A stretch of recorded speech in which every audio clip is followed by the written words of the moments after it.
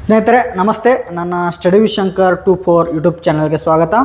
ಸ್ನೇಹಿತರೆ, ಇಂದಿನ ನನ್ನ ಸ್ಟಡಿ ವಿತ್ ಶಂಕರ್ 24 ಯೂಟ್ಯೂಬ್ ಚಾನಲ್ನಲ್ಲಿ ಕರ್ನಾಟಕದ ಸಂಕ್ಷಿಪ್ತ ಹಿನ್ನೆಲೆಯನ್ನು ತಿಳಿದುಕೊಳ್ಳೋಣ.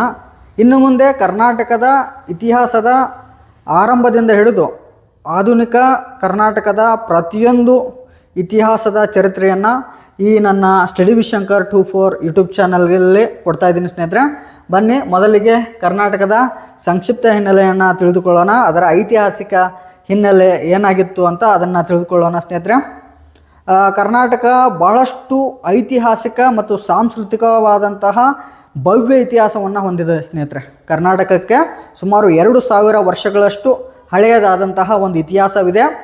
ಮೊದಲನೆಯದಾಗಿ ನಾವು ತಿಳಿದುಕೊಂಡು ಬರೋಣ ಸ್ನೇಹಿತರೆ. ಸ್ಪರ್ಧಾತ್ಮಕ ಪರೀಕ್ಷಾ ದೃಷ್ಟಿಯಿಂದ ತಿಳ್ಕೊಂಡು ಹೋಗ್ತಾ ಬರೋಣ ಸ್ನೇಹಿತರೆ. ಕರ್ನಾಟಕದ ಉಲ್ಲೇಖ ಮೊದಲಿಗೆ ಬರುವುದು ಮಹಾಭಾರತದ ಸಭಾಪರ್ವ ಮತ್ತು ಭೀಷ್ಮ ಪರ್ವಗಳಲ್ಲಿ.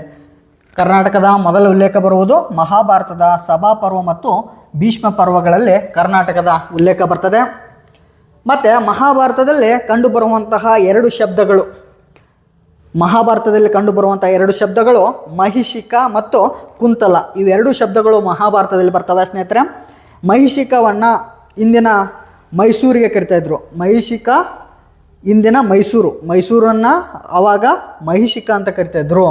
ಹಾಗೆ ಕುಂತಲವನ್ನು ಪ್ರಸ್ತುತ ಉತ್ತರ ಕರ್ನಾಟಕದ ಭಾಗಗಳನ್ನು ಕುಂತಲ ಅಂತ ಕರಿತಾಯಿದ್ರು. ಯಾವಾಗ? ಮಹಾಭಾರತದಲ್ಲಿ ಕರಿತಾಯಿದ್ರು. ಅಷ್ಟು ಹಳೆಯದಾದಂಥ ಇತಿಹಾಸವನ್ನು ನಮ್ಮ ಕರ್ನಾಟಕ ಹೊಂದಿದೆ. ಇನ್ನು ರಾಮಾಯಣದಲ್ಲಿನ ಕಿಷ್ಕಿಂಧೆ, ವೈಜಯಂತಿ, ರಟ್ಟಕ, ಮಹಿಷಿಕ ಹೆಸರುಗಳು ಕರ್ನಾಟಕ ರಾಜ್ಯವನ್ನು ಸೂಚಿಸ್ತವೆ. ರಾಮಾಯಣದಲ್ಲೂ ಕೂಡ ಕರ್ನಾಟಕದ ಉಲ್ಲೇಖ ಬರ್ತದೆ. ಕಿಷ್ಕಿಂಧೆ ಕೆಲವು ಸ್ಥಳಗಳು ಬರ್ತವೆ ರಾಮಾಯಣದಲ್ಲಿ. ಕಿಷ್ಕಿಂಧೆ, ಕೊಪ್ಪಳವನ್ನು ಕಿಷ್ಕಿಂಧೆ ಅಂತ ಕರೀತಾರೆ. ವೈಜಯಂತಿ ಬನವಾಸಿಯನ್ನು ಕರೀತಾರೆ. ರಟ್ಟಕ, ಮಹಿಷಿಕ, ಮೈಸೂರು, ಇವೆಲ್ಲ ಹೆಸರುಗಳು ರಾಮಾಯಣದಲ್ಲಿವೆ ಸ್ನೇಹಿತರೆ. ಆದರೆ ಕರ್ನಾಟಕ ಎಂಬ ಹೆಸರು ಬಂದಿರುವುದಿಲ್ಲ. ರಾಮಾಯಣದಲ್ಲಿ ಕರ್ನಾಟಕ ಎಂಬ ಹೆಸರು ಬಂದಿರುವುದಿಲ್ಲ. ಇನ್ನು ರಾಮಾಯಣದಲ್ಲಿನ ವಾಲಿ, ಸುಗ್ರೀವ, ಹನುಮಂತ, ಆಂಜನೇಯ ಎಲ್ಲ ನಮ್ಮ ಕನ್ನಡ ನಾಡಿನಲ್ಲಿ ಹುಟ್ಟಿದವರು. ಇವರೆಲ್ಲ ಭಾಳ ಸಾಂಸ್ಕೃತಿಕ, ಐತಿಹಾಸಿಕ ಮತ್ತು ದೈವಭಕ್ತಿಯ ನಾಡು ಕರ್ನಾಟಕ. ಇನ್ನು ಮಗಧರು, ನಂದರು ಕುಂತಲವನ್ನು ಆಳಿದರು ಎಂಬ ಉಲ್ಲೇಖ ಕಳಿಂಗದ ಶಾಸನಗಳಿಂದ ತಿಳಿದು ಬರ್ತದೆ. ಯಾವ ಶಾಸನಗಳಿಂದ ತಿಳಿದು ಬರ್ತದೆ? ಕಳಿಂಗದ ಶಾಸನಗಳಿಂದ ಮಗಧರು, ನಂದರು, ಕುಂತಲ ಈ ಉತ್ತರ ಕರ್ನಾಟಕವನ್ನು ಆಳಿದರು ಎಂಬ ಉಲ್ಲೇಖ ಕಳಿಂಗದ ಶಾಸನಗಳಿಂದ ತಿಳಿದು ಬರ್ತದೆ. ಇನ್ನು ಟಾಲೆಮಿ ತನ್ನ ಗ್ರಂಥದಲ್ಲಿ ಮಲ್ಪೆ ಬೀಚನ್ನು ತನ್ನ ಗ್ರಂಥದಲ್ಲಿ ಸೂಚಿಸಿದ್ದಾನೆ. ಟಾಲೆಮಿ ಅತ್ಯುತ್ತಮ ಭೂಗೋಳಶಾಸ್ತ್ರ ಮತ್ತು ಗಣಿತಶಾಸ್ತ್ರದ, ಜ್ಯೋತಿಷ್ಯಶಾಸ್ತ್ರದ ಕೃತಿಗಳನ್ನು ಬರೆದಾನೆ. ಟಾಲೆಮಿಯ ಕೃತಿಗಳನ್ನು ನೋಡೋಣ ಸ್ನೇಹಿತರೆ. ಅಲ್ಮಜಸ್ಟ್, ಜಿಯೋಗ್ರಾಫಿಯಾ, ಟೆಟ್ರಾಬಿಬ್ಲೋಸ್ ಎಂಬ 3 ಪ್ರಮುಖ ಕೃತಿಗಳನ್ನು ಬರೆದಿದ್ದಾನೆ. ಅಲ್ಮಜಸ್ಟ್ ಇದು ಗಣಿತಶಾಸ್ತ್ರದ ಕುರಿತು ಬರೆದಂತಹ ಪುಸ್ತಕ. ಜಿಯೋಗ್ರಾಫಿಯಾ ಇದು ಭೂಗೋಳಶಾಸ್ತ್ರಕ್ಕೆ ಸಂಬಂಧಪಟ್ಟಂತಹ ಪುಸ್ತಕ. ಇನ್ನು ಟೆಟ್ರಾಬಿಬ್ಲೋಸ್ ಇದು ಜ್ಯೋತಿಷ್ಯ ಶಾಸ್ತ್ರಕ್ಕೆ ಸಂಬಂಧಪಟ್ಟಂತಹ ಗ್ರಂಥಗಳನ್ನು ಬರೆದಿದ್ದಾನೆ. ಈ ಟಾಲೆಮಿ ತನ್ನ ಗ್ರಂಥಗಳಲ್ಲಿ ಮಲ್ಪೆ ಬಂದರನ್ನು ಉಲ್ಲೇಖಿಸಿದ್ದಾನೆ ಸ್ನೇಹಿತರೆ. ಇದು ಕೂಡ ಇಂಪಾರ್ಟೆಂಟ್.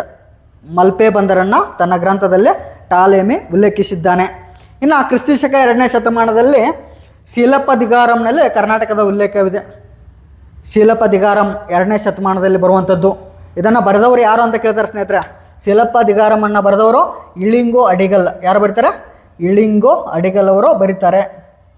ತಮಿಳಿನ 5 ಮಹಾಕಾವ್ಯಗಳಲ್ಲಿ ಮೊದಲನೇ ಮಹಾಕಾವ್ಯವೇ ಶಿಲಪ್ಪದಿಗಾರಂ. ಇದರಲ್ಲಿ ಕರ್ನಾಟಕದ ಉಲ್ಲೇಖ ಕಂಡು ಬರ್ತದೆ. ಇನ್ನು ಶೂದ್ರಕನ ಮೃಚ್ಛಕಟಿಕದಲ್ಲಿ ಕರ್ನಾಟಕ ಎಂಬ ಶಬ್ದ 2 ಬಾರಿ ಬರ್ತದೆ. ಯಾರ್ದು? ಶೂದ್ರಕನ ಮೃಚ್ಛಕಟಿಕದಲ್ಲಿ ಕರ್ನಾಟಕ ಎಂಬ ಶಬ್ದ 2 ಬಾರಿ ಬರ್ತದೆ. ಇದು ಕೂಡ ಇಂಪಾರ್ಟೆಂಟ್ ಆಗಿದೆ. ಇನ್ನು ವರಾಹಮಿಹಿರನ ಬೃಹತ್ ಸಂಹಿತೆಯಲ್ಲಿ ಕರ್ನಾಟಕದ ಪ್ರಸ್ತಾಪವಿದೆ. ವರಾಹಮಿಹಿರನ ಕೃತಿ ಬೃಹತ್ ಸಂಹಿತೆ ಭಾಳಷ್ಟು ಎಕ್ಸಾಮ್ಗಳಲ್ಲಿ ಕೇಳಿದ್ದಾರೆ. ವರಾಹಮಿಹಿರನ ಕೃತಿ ಯಾವುದು? ವರಾಹಮಿಹಿರನ ಕೃತಿ ಬೃಹತ್ ಸಂಹಿತೆ. ಈ ಬೃಹತ್ ಸಂಹಿತೆಯಲ್ಲಿ ನಮ್ಮ ಕರ್ನಾಟಕದ ಪ್ರಸ್ತಾಪವಿತ್ತು.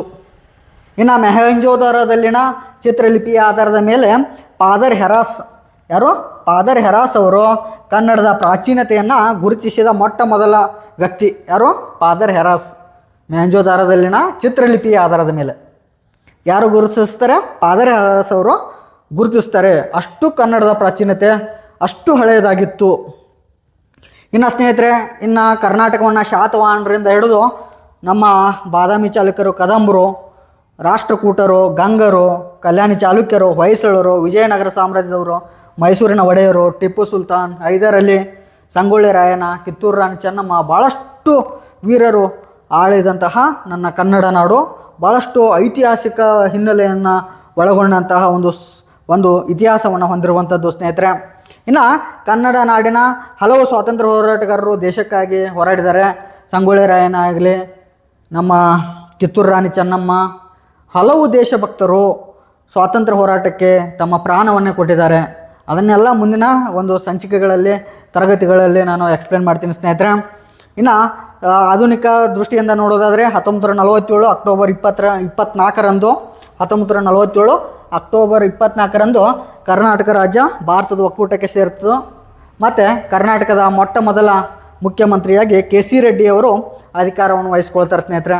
ಇದು ಕೂಡ ಇಂಪಾರ್ಟೆಂಟ್. ಕರ್ನಾಟಕ ಏಕೀಕರಣಕ್ಕಾಗಿ ಭಾಳಷ್ಟು ಹೋರಾಟಗಳು ನಡೀತವೆ. ಕರ್ನಾಟಕವು ಭಾರತಕ್ಕೆ ಸೇರಬೇಕಂತ ಸ್ವಾತಂತ್ರ್ಯ ಬ್ರಿಟಿಷರ ವಿರುದ್ಧ ಭಾಳಷ್ಟು ಹೋರಾಟವನ್ನು ಮಾಡ್ತಾರೆ. ಇನ್ನು ಕರ್ನಾಟಕದ ಏಕೀಕರಣ 1956 ನವೆಂಬರ್ 1ರಂದು ಆಗ್ತದೆ. ಮೈಸೂರಿನ ಏಕೀಕರಣವಾದಾಗ ಆವಾಗಿದ್ದಂತಹ ಮುಖ್ಯಮಂತ್ರಿ ನಿಜಲಿಂಗಪ್ಪನವರು ಮುಖ್ಯಮಂತ್ರಿ ಆಗಿರ್ತಾರೆ. ಕರ್ನಾಟಕದ ಏಕೀಕರಣ ಮಾಡುವುದು ಅಷ್ಟು ಸುಲಭವಾಗಿರಲಿಲ್ಲ. ಭಾಳಷ್ಟು ಪ್ರಾಂತ್ಯಗಳು ಹರಿದು ಹಂಚಿ ಹೋಗಿದ್ವು ಸ್ನೇಹಿತರೆ. ಬಾಂಬೆ ಪ್ರಾಂತ್ಯ ಆಗಲಿ, ಹೈದರಾಬಾದ್ ಪ್ರಾಂತ್ಯಗಳಲ್ಲಿ ಹಂಚಿ ಹೋಗಿತ್ತು ಹಲವು ಪ್ರದೇಶಗಳು. ಇನ್ನು ಕೊಡಗು ಪ್ರಾಂತ್ಯಗಳಲ್ಲಿ ಹಂಚಿ ಹೋಗಿದ್ವು. ಮತ್ತು ಮದ್ರಾಸ್ ಪ್ರಾಂತ್ಯ, ಹೀಗೆ ಹಲವು ಭಾಗಗಳಲ್ಲಿ ಕನ್ನಡ ನಾಡು ಹಂಚಿ ಹೋಗಿತ್ತು. ಉದಾಹರಣೆಗಾಗಿ ಮುಂಬೈ ಪ್ರಾಂತ್ಯದಲ್ಲಿ ಬೆಳಗಾವಿ, ವಿಜಯಪುರ, ಉತ್ತರ ಕನ್ನಡದ ಹಲವು ಭಾಗಗಳಿದ್ವು. ಅವುಗಳನ್ನೆಲ್ಲ ನಮ್ಮ ಕರ್ನಾಟಕ ಏಕೀಕರಣಕ್ಕೆ ಒಳಪಡಿಸ್ತಾರೆ. ಅದೇ ರೀತಿಯಾಗಿ ಮದ್ರಾಸ್ ಪ್ರಾಂತ್ಯದಲ್ಲಿ ಬಳ್ಳಾರಿ ಇತ್ತು, ದಕ್ಷಿಣ ಕನ್ನಡ ಇತ್ತು. ಅವುಗಳನ್ನೆಲ್ಲ ಒಗ್ಗೂಡಿಸಿ ಕರ್ನಾಟಕಕ್ಕೆ ಏಕೀಕರಣಕ್ಕೆ ಒಳಪಡಿಸ್ತಾರೆ. ನಂತರ ಹೈದರಾಬಾದ್ ಪ್ರಾಂತ್ಯದಲ್ಲಿ ಗುಲ್ಬರ್ಗ ಇತ್ತು, ಬೀದರ್ ಇತ್ತು, ಮತ್ತು ರಾಯಚೂರು ಇದ್ವು. ಇವುಗಳನ್ನೆಲ್ಲ ಕೂಡ ಕರ್ನಾಟಕ ಏಕೀಕರಣಕ್ಕೆ ಒಳಪಡಿಸ್ತಾರೆ. ಮತ್ತು ಕೊಡಗು ಪ್ರಾಂತ್ಯವನ್ನು ಕರ್ನಾಟಕ ಏಕೀಕರಣಕ್ಕೆ ಒಳಪಡಿಸ್ತಾರೆ. ಕೊಡಗು ಒಂದು ಪ್ರತ್ಯೇಕ ರಾಜ್ಯವಾಗಿರ್ತದೆ ಏಕೀಕರಣಕ್ಕಿಂತ ಮುಂಚೆ. ಅಲ್ಲಿ ಮೊಟ್ಟ ಮೊದಲ ಮುಖ್ಯಮಂತ್ರಿ CM ಪೂನೆಚ್ಚ ಅವರು ಆಗಿರ್ತಾರೆ. ಇನ್ನು ಸ್ನೇಹಿತರೆ, ಇನ್ನು 1973 ನವೆಂಬರ್ 1ರಂದು ಮೈಸೂರು ರಾಜ್ಯವನ್ನು ಕರ್ನಾಟಕ ಎಂದು ಮರುನಾಮಕರಣ ಮಾಡ್ತಾರೆ. ಯಾರು ಮರುನಾಮಕರಣ ಮಾಡಿದಂತಹ ಮುಖ್ಯಮಂತ್ರಿ ಯಾರಪ್ಪ ಅಂದರೆ ದೇವರಾಜ ಅರಸು ಅವರು ಕರ್ನಾಟಕವನ್ನು ಏನು ಮಾಡ್ತಾರೆ, ಮೈಸೂರನ್ನು ಕರ್ನಾಟಕ ಎಂದು ಮರುನಾಮಕರಣ ಮಾಡ್ತಾರೆ. ಹಾಗಾದರೆ ಕರ್ನಾಟಕ ಎಂಬ ಶಬ್ದವನ್ನು ಯಾರು ನೀಡ್ತಾರೆ ಸ್ನೇಹಿತರೆ, ಅದು ಕೂಡ ಪರೀಕ್ಷಾ ದೃಷ್ಟಿಯಿಂದ ಇಂಪಾರ್ಟೆಂಟ್. ಇದು ಕ್ವಶನ್ ಆಗಿತ್ತು. ಕರ್ನಾಟಕ ಎಂಬ ಹೆಸರನ್ನು ಸೂಚಿಸಿದವರು ಸುಬ್ರಹ್ಮಣ್ಯ ರಾಜೇ ಅರಸ್, ಅವರಿಗೆ ಚದುರಂಗ ಅಂತ ಕರೀತಾರೆ. ಸುಬ್ರಹ್ಮಣ್ಯ ರಾಜೇ ಅರಸ್ ಅವರು, ಚದುರಂಗ ಎಂಬ ಕವಿಯವರು ಕರ್ನಾಟಕ ಎಂಬ ಶಬ್ದವನ್ನು ನಮಗೆ ಕೊಡ್ತಾರೆ.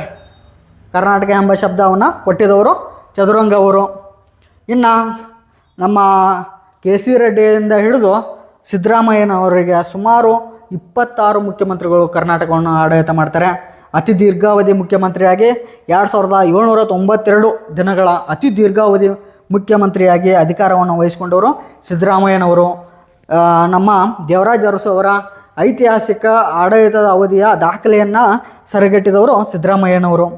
ಹೀಗೆ ನಾವು ಕರ್ನಾಟಕದ ಒಂದು ಪ್ರಾಚೀನತೆಯಿಂದ ಹಿಡಿದು ಆಧುನಿಕತೆಯವರೆಗೂ ನಾವು ಈ ಸಣ್ಣ ಪಾಯಿಂಟ್ಗಳನ್ನು ನಾವು ಪರೀಕ್ಷಾ ದೃಷ್ಟಿಯಿಂದ ನೆನಪಿನಲ್ಲಿ ಇಟ್ಕೋಬೇಕು ಸ್ನೇಹಿತರೆ. ಈ ಒಂದು ತರಗತಿಯಲ್ಲಿ ನಾನು ಕರ್ನಾಟಕದ ಹಿನ್ನೆಲೆಯನ್ನು ತಿಳಿಸಿದ್ದೀನಿ.